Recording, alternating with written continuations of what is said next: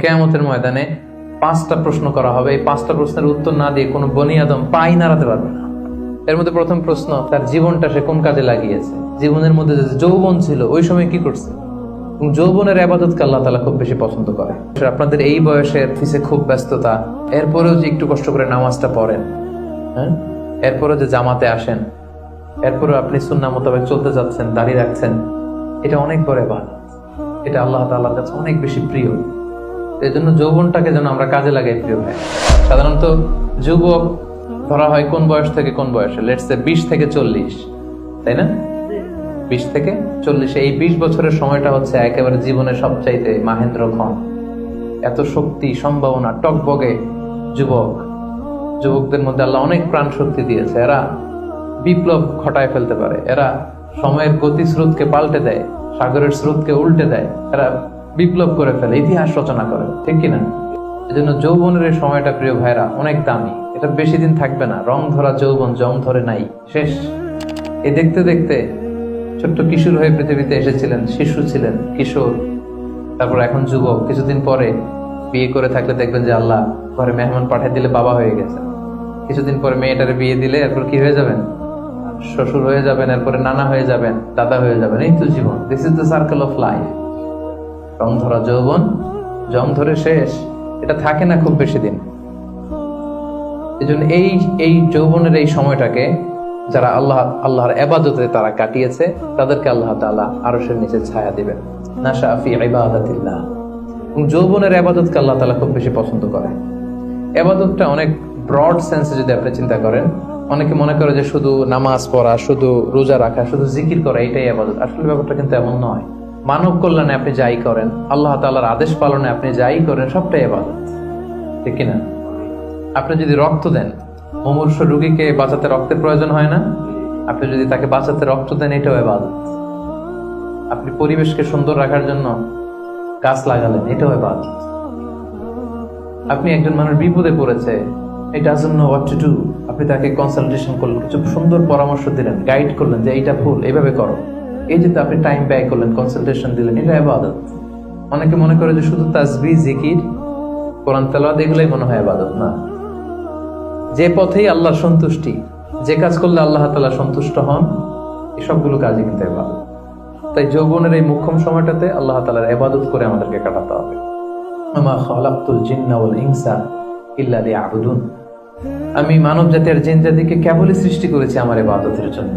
এজন্য এই বয়সের, আপনাদের এই বয়সের অফিসে খুব ব্যস্ততা, এখানে খুব ব্যস্ততা, এরপরেও যে একটু কষ্ট করে নামাজটা পড়েন, হ্যাঁ, এরপরেও যে জামাতে আসেন, এরপরেও আপনি সুন্নাহ মোতাবেক চলতে যাচ্ছেন, দাঁড়িয়ে রাখছেন, এটা অনেক বড় ইবাদত। এটা আল্লাহ তাআলার কাছে অনেক বেশি প্রিয়। বৃদ্ধ বয়সের ইবাদতের চেয়ে যৌবনের ইবাদত আল্লাহর কাছে অনেক বেশি প্রিয়। এর কারণ হচ্ছে, বৃদ্ধ বয়সে ইবাদত ছাড়া করবেটা কি? ইবাদত ছাড়া তো সময়ই কাটে না। কারণ ঘরে এর কথা শোনার কেউ নাই, কেউ সময় দেয় না, রাতে ঘুম আসে না, 3টার দিকে ঘুম ভেঙে যায়। বাংলাদেশের কথা যদি বলি, দেখবেন যে মুরব্বীরা 3টা-4টার পরে নাকি ওনাদের ঘুমিয়ে আসে না। তো অজু করে ইমাম সাহেবের 1 ঘন্টা আগে আসে মসজিদে ফজর পড়তে। ইমাম সাহেব দেরি করলো কেন, মুয়াজ্জিন দেরি করলো কেন, ওনারা এটা বলে। কারণ ওই যে ঘুম আসে না, কি করবে? তখন তার ইবাদত করা ছাড়া সময়ই কাটে না। ওই ইবাদত আল্লাহর কাছে ততটা প্রিয় নয় যতটা প্রিয় হচ্ছে একজন যুবকের ইবাদত, ঠিক কিনা? আপনি যৌবন কালে যদি আল্লাহ তাআলা দাসত্ব করতে পারেন, ইবাদত করতে পারেন, আপনার বার্ধক্যে উপনীত হওয়ার পরে ইবাদত করতে না পারলে আল্লাহ তাআলা ইবাদত দিয়ে আপনার আমলনামা পূর্ণ করে দিবে। পূর্ণ করে দেবে। আপনি ফজরের সময় উঠতে পারতেছেন না, কোমরে ব্যথা, ডায়াবেটিস ইত্যাদি ইত্যাদি, আল্লাহ বলবে যুবক অবস্থায় কি করেছিল ওটা দেখো, ওই সময় যা করছে ওটা লিখে দাও।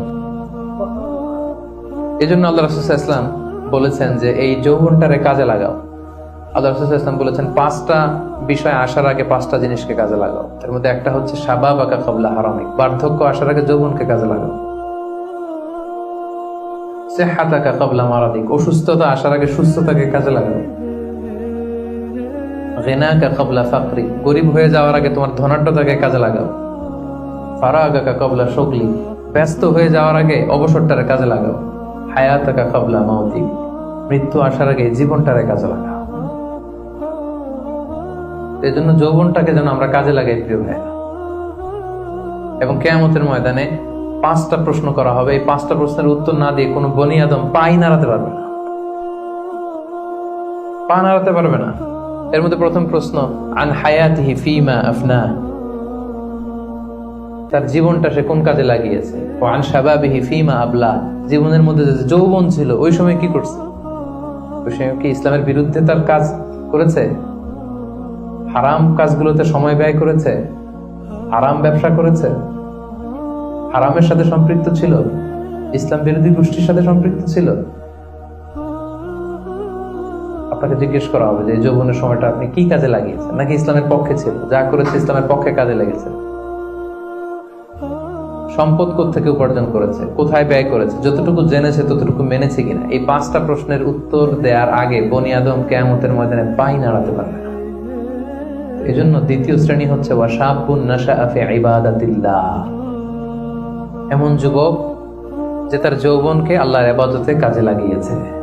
এজন্য যৌবনটাকে যেন আমরা কাজে লাগাই। মনে থাকবে সবার, সবাই কিন্তু আপনারা যুবক, এই সময়টা পাবো না, আমরা মিস করবো কিছুদিন পরে। এই যে কুচকুচে কালো দাড়ি, আপনার কি মনে হয় আজীবনে কালোই থাকবে? তাহলে আমাদের দাদার গুলা সাদা করলো কে, নানার গুলা সাদা করলো কে? ওই বয়সে যাওয়ার পরে এই কুচকুচে দাড়ি, কালো চুল, এগুলো কি হয়ে যাবে? সাদা হয়ে যাবে। এটাই জীবন। সো সময়টাকে যেন আমরা কাজে লাগাই।